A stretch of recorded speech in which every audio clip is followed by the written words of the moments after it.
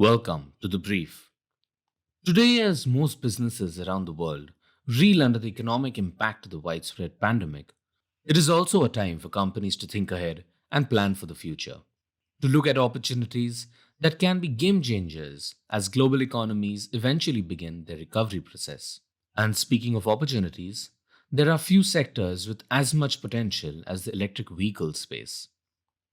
In today's podcast, we will dive into the Indian EV sector, addressing the various issues related to EV adoption in India and possible ways in which they can be solved. For this, we spoke to someone who is an integral part of the EV ecosystem in India. From policy advocacy and encouraging and having discourses on the subject, we have with us Abhijeet Sinha, Country Head and Program Director of the National Highways for Electric Vehicles Initiative. Now, given the entire lockdown situation, we were only able to get Abhijit on a call, so the audio quality for today's episode is a tad bit off. But we encourage you to listen through for the very real world insights that Abhijit shares with us. Hi, Abhijit. Thank you so much for taking out the time and joining us today. Hi, Sean. Pleasure. And thank you for having me on the podcast. Honestly, it's great to see that the lockdown and work from home situation hasn't dampened your spirit and efforts towards the NH4EV project.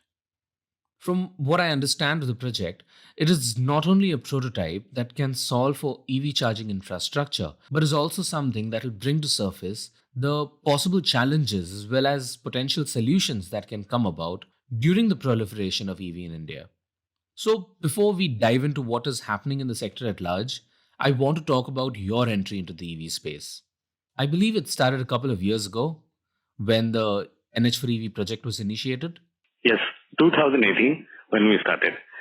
And it started with a very small initiative. That's something when we do a very basic but a massive reform, which can be turned into a massive reform, we need to do a proofreading and you can say proof of concept that whether it will get translated or not. And if there are system-generated issues in the translation, then how we can pick it up, do a pilot for 1 year or 2 years, and then give it to public, give it to government sector. That is what as a reform service organization we do. When it came from Power Ministry that there would be no more licenses required to set up a charging infrastructure, EV charging infrastructure, we looked at it as an opportunity for the people of India that it sounds like there would not be a license for future petrol pumps. And it was it has a massive scale-up opportunity and potential. So we thought into getting into it. And at the other hand, why we stepped into it as a ease of doing business service organization was because EV as an industry had such a pile of failures because of wrong expectations and because of wrong process of doing commercialization of the technology. These two were the main points. So, when planning this project, you all didn't restrict yourselves only to charging stations. It is the entire EV ecosystem that was considered. What led you all to do this? And more specifically, what led you all to identify the different components that would comprise this ecosystem? Every project, every technology which is a new technology or an emerging technology has its own giveaways and takeaways. It has to be in the same spirit that how we can actually commercialize it. So the decision or the components is not decided by us. It is being decided by the economics. That's how we are going to place it.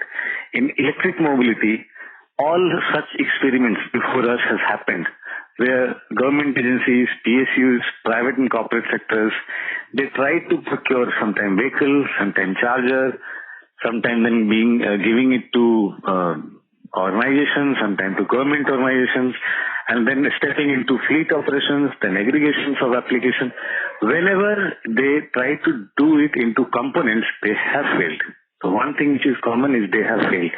So when we were trying to get these things done, our bottom line was clear that we have to make it a business, a simple business, as simple as owning a PSU, owning a PCO, or as easy as buying an EV, the way you buy a IC engine car or a bus. But the growth of the EV sector appears to be bottled up on account of the various challenges that exist especially related to charging. According to you, are there issues that have been a consistent or big hurdle for the adoption of EVs? Sean, what we expected that as a challenge would come up in our way is now coming up. So day by day, the projections and the anticipations which we placed into a National Highway EV project, it it became reality. So that given us a strength, not from the government side only, but from the corporate side also.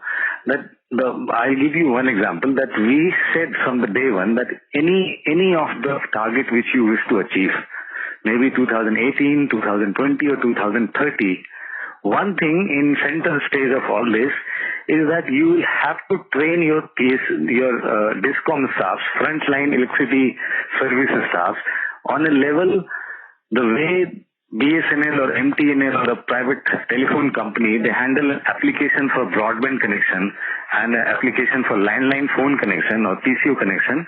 The frontline DISCOM staff should be in efficiency and competence to handle an EV charging application. It did not came into mind. It did not picked up very well when we proposed this. But today, when you buy a vehicle like Kona or MG, then you have to go to electricity office and you have to ask them that we need a three-phase connection. And I live on the second floor or third floor. My vehicle stands in the parking or in front of my house. You have to do a wiring. Whom are you expecting to do all this? Are you expecting the dealership guy of the vehicle that the way they do registration for you with RTO, they will go to DISCOM and they will do the registration and they will take a three-phase connection for your house and they will do the wiring down. This is a very basic thing which we proposed. People said, no, abhi iski zarurat nahi hai because there are vehicles which you can charge with the same socket which you use for the TV or fridge. It is not much required, and couple of time our intuitions and our projections they've grown little slow. But now these challenges are coming up very huge. You cannot expect somebody to buy a vehicle which is somehow shooting into their pocket, but just because of the connection and issues related to it, they will not be. I've just given you one example. There could be many examples. And speaking about customers buying EVs, I think that their issues with purchasing an electric car, or any EV for that matter, they stem from a lot of aspects based on their behavioral and consumption patterns. That's their existing patterns. And given that you all conducted extensive surveys on this, you all must have identified some key insights. Yes, if you look at electric mobility from our end, from our eyes, our point of view, then I look at electric mobility not as electric mobility, I look at it as metro. Something which you cannot buy, something which you cannot own, but still you have a role to buy a ticket. It is more sustainable, it is more good to travel via metro as per the economics and the other environmental things are changing rather than buying a car. So if you look at metro, if you look at e-mobility as metro, then it will make the transition easier for you.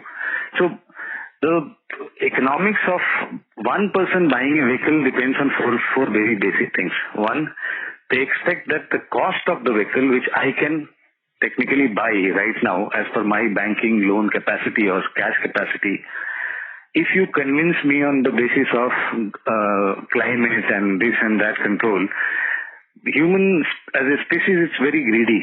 It cannot allocate more than 2 to 3 lakh rupees extra than the budget which they have already allocated for the vehicle.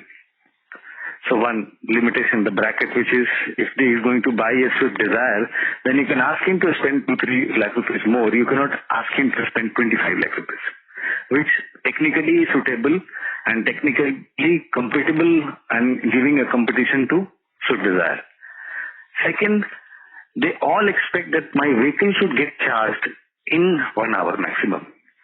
So whatever survey which we did, in whichever preposition we place a vehicle in the pocket of user, they say if it is getting charged within 1 hour, within 40, 50 to maximum 60, 70 minutes, then I'm okay with it.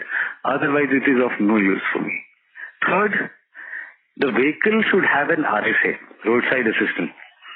As a whole, government, corporate, OEM, service provider and all other e-mobility component stakeholders, we fail to answer one question of user, that when your vehicle will shut down, who will come to help you? Your app guy, the OEM, local mechanics, etc. This is one of the very major fear, that whether I'll get a RSA or not.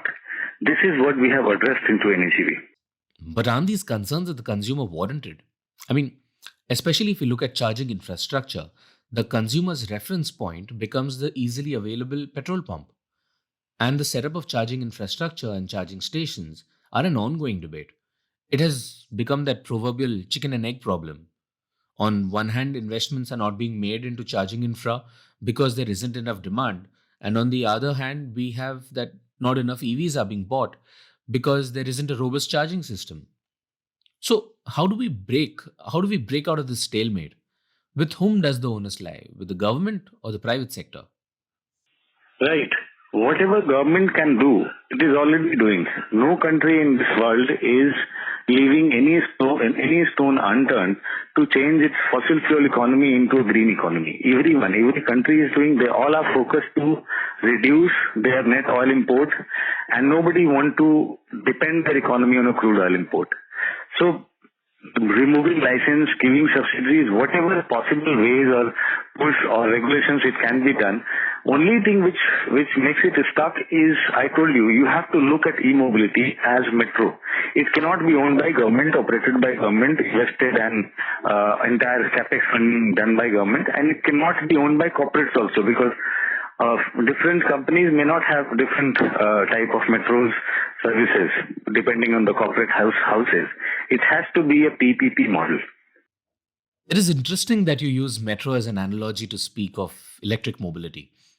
Because if I understand it correctly, FAME 2, in its basic essence, spoke about the transport of people and goods, basically mobility, from one point to another using electrified means.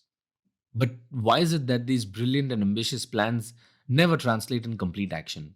I mean, for example, in 2018, when the MOVE summit was to happen, Niti Aayog mandated the participation of various states through announcements of their respective EV policies.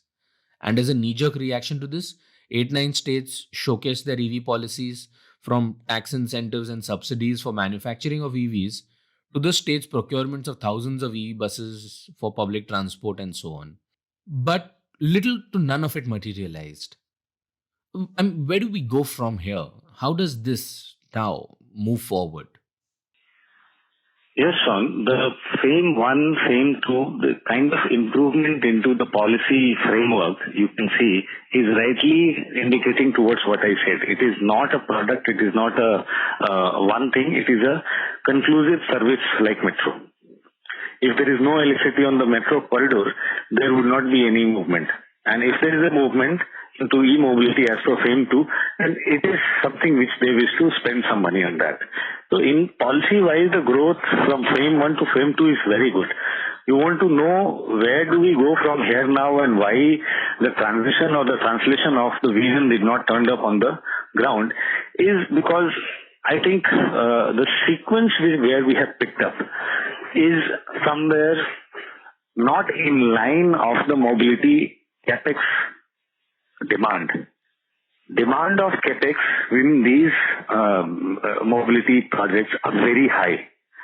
And the kind of ticketing or the kind of assurance from the business side you are getting into a city infrastructure or city mobility plan or orbit is very low. Plus, in cities, if you implement these e-mobility projects first, then prediction of a vehicle coming to a charging station where it has multiple options is very dicey. It's very unpredictable kind of human nature and the predictability of the need of the user, that which side of city he will go and which charging station it will use.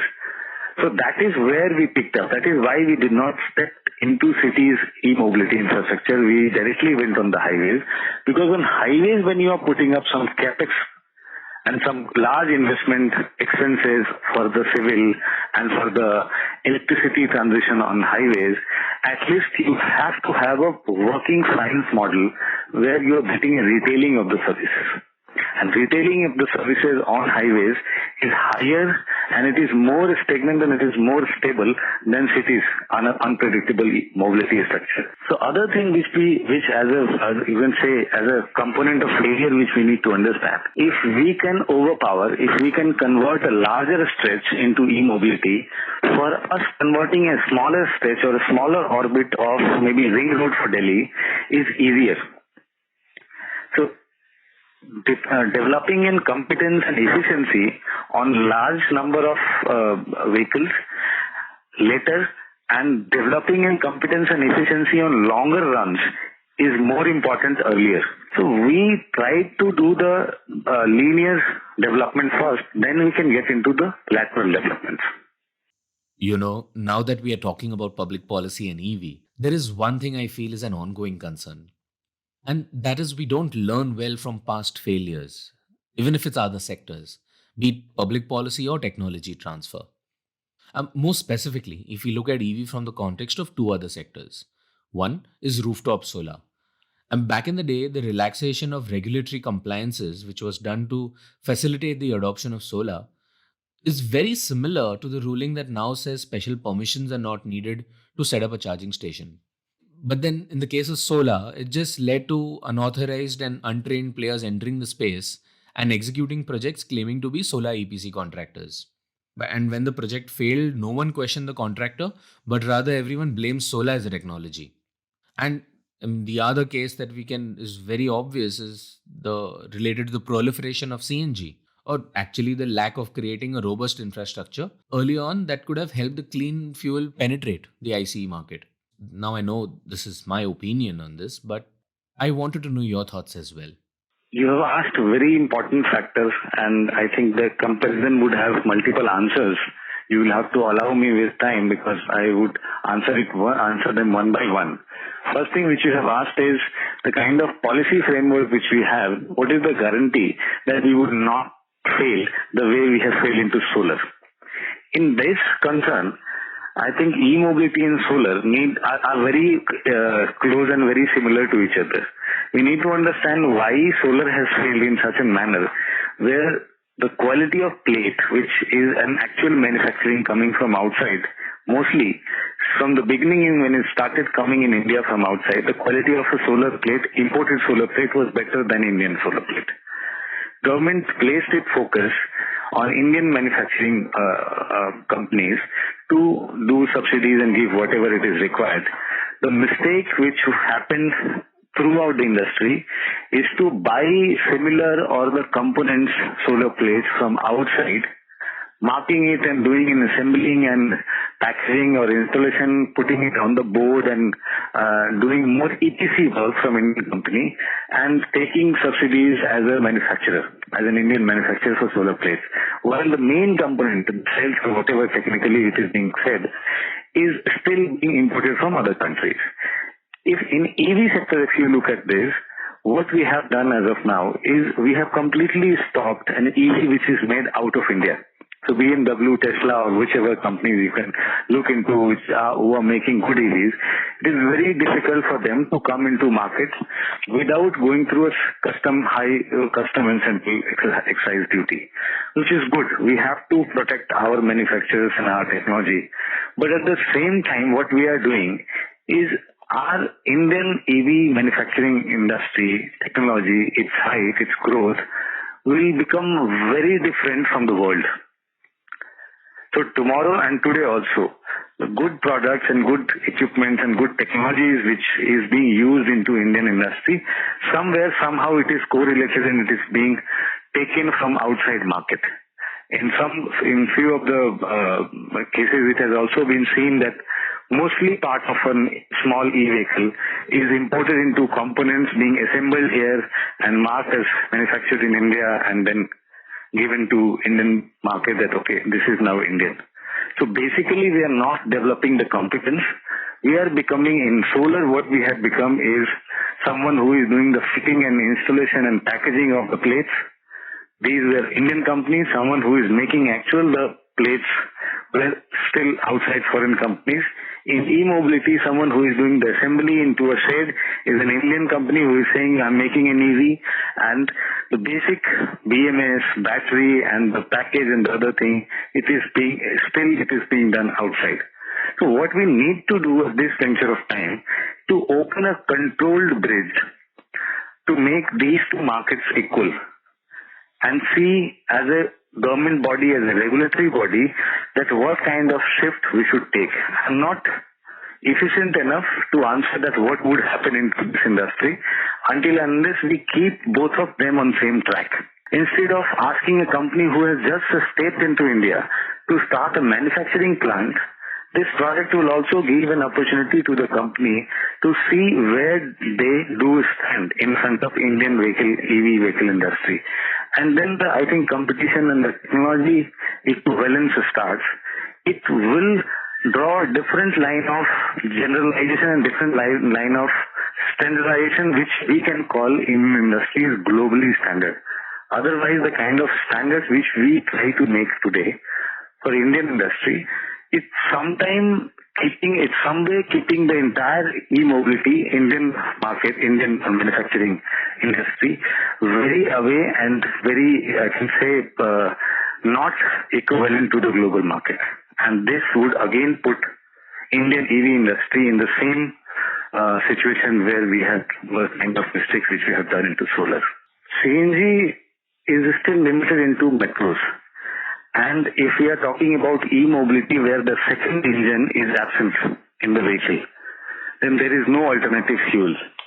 So if we are going to repeat a certain mistake of CNG, then it is going to become a disastrous situation for e-mobility where people have to wait very much. And since everything is dependent on electricity, if there was a difficulty of and availability of electricity, then situation may go worst. People would never ever accept e-mobility in same pattern if it is delivered as CNG was delivered. So as a solution, CNG failure case should be taken up. One thing of continuous supply of electricity on each highway is the first thing which government is the lowest hanging fruit government can achieve. Once it is achieved, then the networking point to point, city to city is completed. Then the lateral and the right and left of the highway development as the e-mobility region can be done. To achieve a highway to be converted into e-highway, one thing which is very clear and which is very important, that the entire highway should have a parallel line of electricity transmission line, high tension transmission line going with this. That incurred lots of cost. That cost has to come from the toll. That cost has to come from the way we pay for a good road. A toll is paid for a good road. Similarly, a toll 20 rupees, 30 rupees, 50 rupees can be paid for a road which is an e-highway. So it may have multiple charging stations, it may have a constant supply of electricity. So people who have not enjoyed CNG out of city because there was no pipeline, and without pipeline sending a CNG to a CNG pump outside city through a truck, it was a difficult assignment. We never achieved it. We never had any proficiency into that. That's why it failed. But in electricity, it is not that difficult. If there is a wiring, if there is a load, if there is a produce of electricity to supply on that highway, it can be achieved. I like that you mentioned of the reach of grid infrastructure, especially into rural parts of the country, and how it can be an opportunity for the sector's growth. Because a boost to EV can play a big part in solving for the present issue of demand supply in the energy sector. The existing PPAs, that the power purchase agreements have made it financially unviable for investors, and the resulting NPAs have hurt the energy sector quite a bit. But the electrification of vehicles actually opens up an entire new avenue. So, speaking of opportunities across the entire ecosystem, everything related to e mobility and electric vehicles is now presenting, has led to the advent of new business models. People are rethinking mobility as a service as well as are now considering innovative transport solutions. On one hand, we have a lot of startups mushrooming around the country, exploring into the space. And on the other, we have the large incumbent automotive companies with their established R&D centers, dedicated supply chains, and distribution networks. But the bigger question that will lie ahead is solving for e-mobility in rural India versus urban areas. So, if we have to look at the sector as a space of opportunities, where do we start? If you're talking about opportunity, then before stepping into opportunity, I will have to tell you the rural economics of e-mobility. Rural economics in India is very important because e-mobility is something as an energy. Electricity is very easy to supply. It is costly. When initially we are doing the setup cost of transmission of electricity, it is costly. But once the transmission cost is done, it is not like gas or it is not like fuel or any other mode of fuel. It still gives energy and it is easy to supply. When we are doing the highways, then these stations which we are putting up on national highway are going to work as the facilitation center to gather applications of charging points within 50 kilometers rural and semi-urban areas around it. These areas have potential people who are open for an employment opportunity and they have lots of informal transport. If you ignore the informal transport sector of India, which is nowhere doing ticketing, which is nowhere listed, it is only the number of vehicles which you can access, which has been sold and people into auto or Jeep or Mahindra and many other rural modes, they are traveling and lots of people are traveling on this. You will not be able to access the potential of transport sector in India. So these rural transport, which starts from a rickshaw and the carrier type of the carrier version of rickshaw, which is called thela, these things may have a battery and it may have a motor. For this, much R&D and much advancement of technology is not required. These vehicles are similar to e-rickshaw, which we are having in 2 cities now starting and mushrooming. They do not charge, they do not stand the vehicle to charge, they just go on the charging point or the bank and they change the battery. They give the battery and they take the charge one. These kind of charging facilities which rural transportation would require a charging point for charging these batteries, because with current scenario of connection capacity, you cannot charge lots of batteries together into one point. So giving in connection to these charging points is very important thing, which is missing from the entire ecosystem. I started my conversation with you that if today you suddenly buy a 25 lakh rupees vehicle, maybe Kona or maybe MG, you live on third floor or second floor of your apartment, your vehicle has to be parked down, and if you are going to buy it next month, then you have your dealer and you have to make sure that you get a 3-phase connection and you get a certain load on that connection, which is drawn from the transformer directly. Then only you will be able to charge that vehicle. Otherwise, what earlier perceived that the charge of the electricity which you get for your TV and refrigerator is sufficient for charging your car, that is no more valuable, is no more viable now. There are vehicles who are good, efficient and high-range vehicles, but they require good, stable electricity connection also to charge their battery into certain time. Otherwise, they will take lots of time to charge. So these kind of difficulties which we are facing here into cities, can you imagine the kind of difficulty the rural mobility and rural people will face? But at the same time, you may think twice to switch over and to get into electric mode of transportation. But in the rural side, people who are looking at this as a petrol pump, which is very difficult to get a license of a petrol pump, and government is outwardly saying that I am not going to license you, there is no licensing required for setting up a charging station. So they look at it as an opportunity for employment, for business. The only thing government need to make sure here that the process of application, the process of survey of the site, the process of installation, the GPS guy, the app guy, everyone who is holding a component technology to deliver as a service need to do the site visit and the other thing and do the installation and commissioning of the charging point within 30 days, as simple as a PCO or a broadband connection given into metro city. If that process is achieved, Then our basic model to scale up this e-mobility business to rural is to first connect highways and do a linear development and then do a lateral development in the right and left and the surrounding of these stations. These are the opportunity which is yet to come. These are the opportunity which are not explored, and once we will start exploring it, we would not be requiring these subsidies and other things to do a setup of charging station. These roles of government, which is very important, which is very vital now, need to be stepped little back, and they need to do the ecosystem role more than the funding of vehicle or charging station, etc. So, as you say, if rural markets present a bigger, or let's say sufficiently big share of the market, then that will imply the deployment of two and three wheeler EVs as the bigger opportunity. Is that correct? Actual growth and the actual transition of e-mobility is two-wheeler and three-wheeler.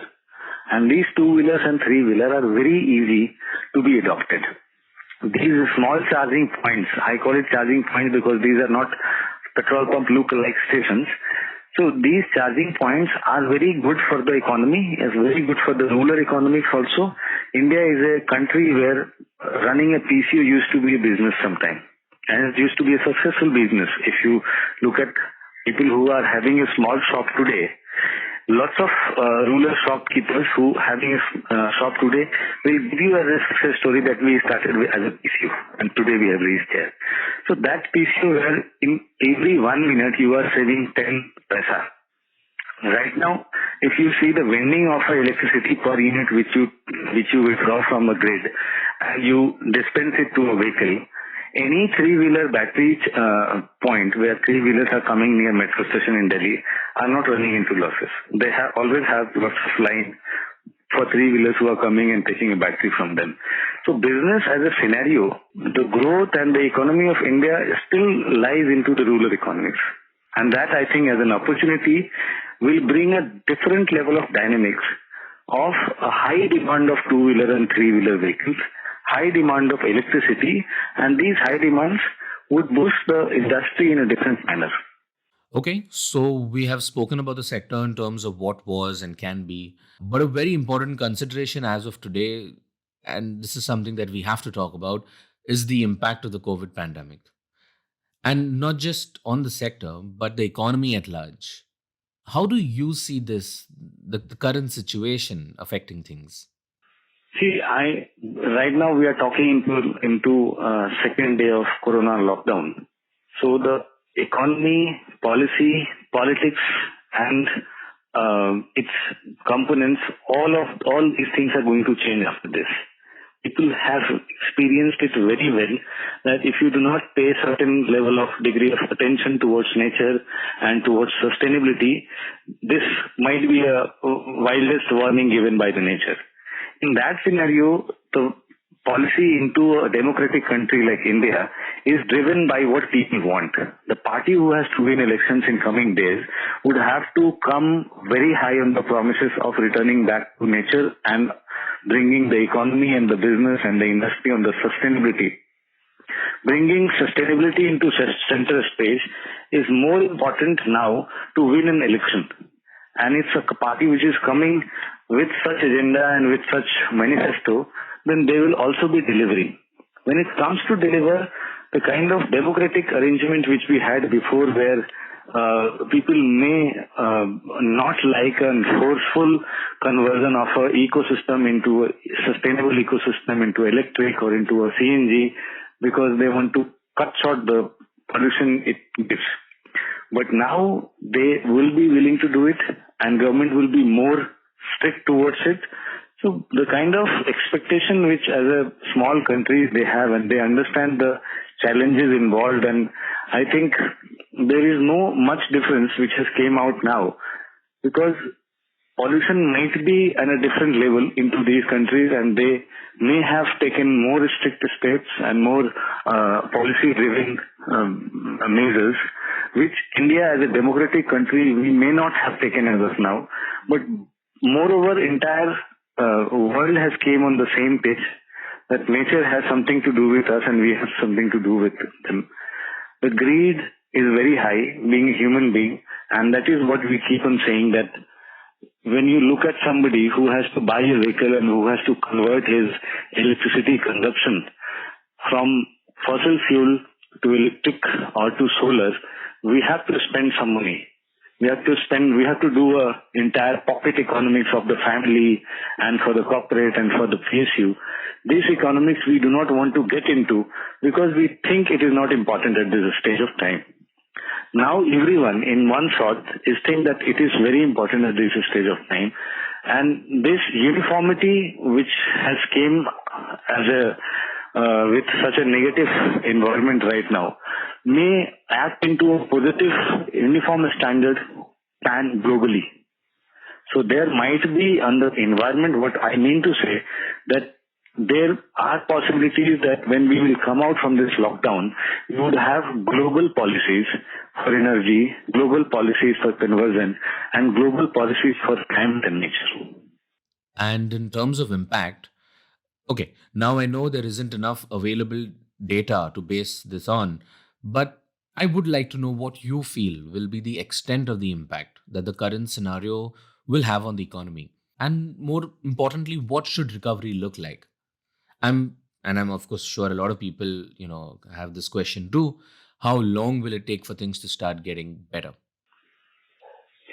I think economy will have to do a complete restart, because what kind of nature of expenses and what kind of initiatives which we had taken before, many of them would become irrelevant now, and many very demanding requirements will come up and will show up, and as a human being, as an opinion holder for the policy, we all will agree that these new demands which has came up need to be addressed first. In these scenarios, other than the basics on which we have reduced now, other activities and other paradigm of economy would completely have to shut down and restart. We'll have to keep sustainability, nature, climate, environment into the center stage, and we'll have to understand that there has to be a very different level of strict audit of any activity which is larger than a certain ticket size, that whether it is in line of nature or not. So the irrelevant organizations like NGT or environment clearances and other things, which used to be a puppet for the industry because they have lots of power and money, they have now understood that we will not be able to survive. No corporate or no company will be able to survive if we keep defying the nature. It is yet to be discovered that how what I'm saying is correlating, because it's a virus and it is how connected with the climate and environment, because virus has got nothing to do with the environment. So the results which is yet to come out is the story of its genesis and the story of how we have fought back with the virus, with the COVID. So these innovations, these predictions, the nature has to decide that who has to live with me. And we as a human being, the people who have died, very unfortunate for them, but people who are still living, they have to give this assurance back to nature that we are the changed people. And we have changed our practices. We have kept the proximity.